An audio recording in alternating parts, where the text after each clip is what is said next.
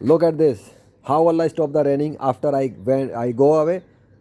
Allah stopped the raining. Allah dried this out, and now you can see the floor how is it. See how Allah does it. I put this to collect the water, but it has almost nothing.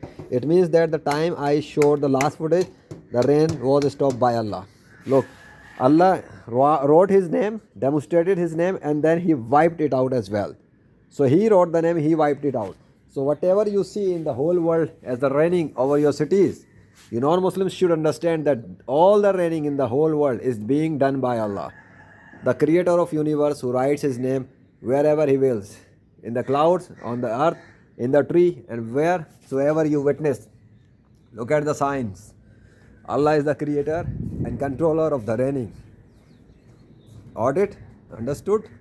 Allah is the creator of raining, creator and controller of raining. You should understand this now. Allahu Akbar.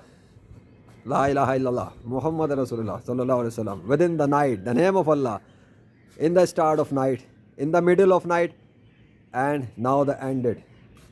The night is over. Almost. Allahu Akbar.